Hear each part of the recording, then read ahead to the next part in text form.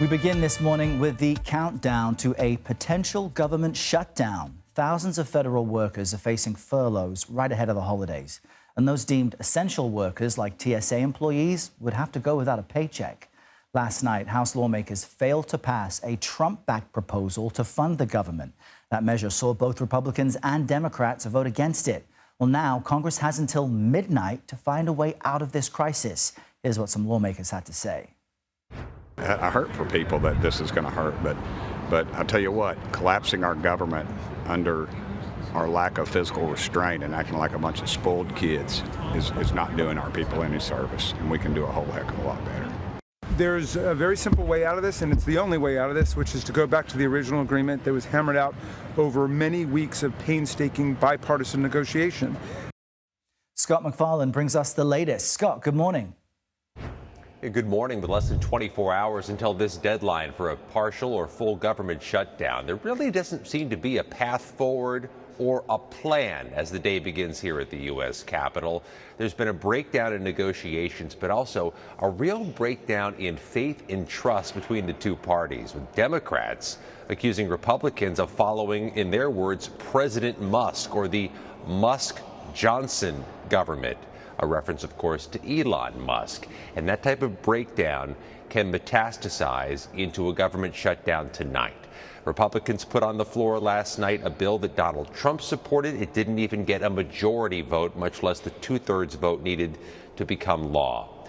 As Republicans regrouped here this morning, there was a behind-closed-door meeting expected with Vice President-elect J.D. Vance, a budget official in the upcoming Trump administration, and Republican leaders.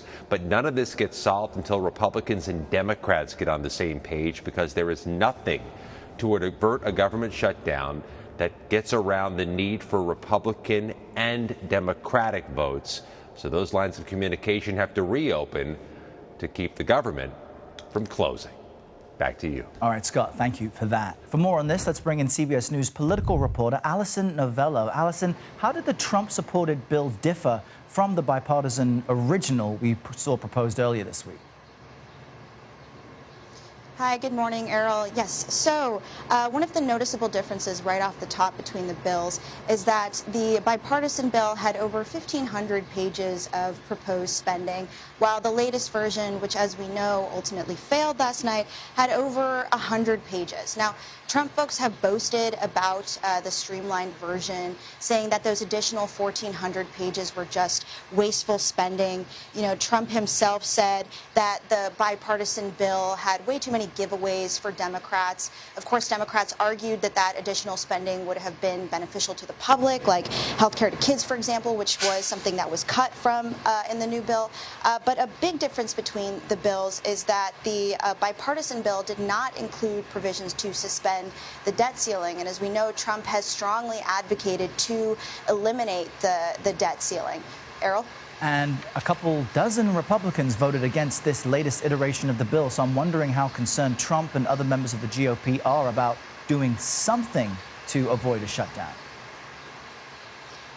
That's right. I did want to mention that about 38 Republicans did vote no on passing this latest version of the bill, including Texas Republican Chip Roy. That's notable because Trump actually threatened to primary Roy earlier in the day on Truth Social before that vote took place. Now, Republicans who opposed that bill said that they were objecting to increases in government spending.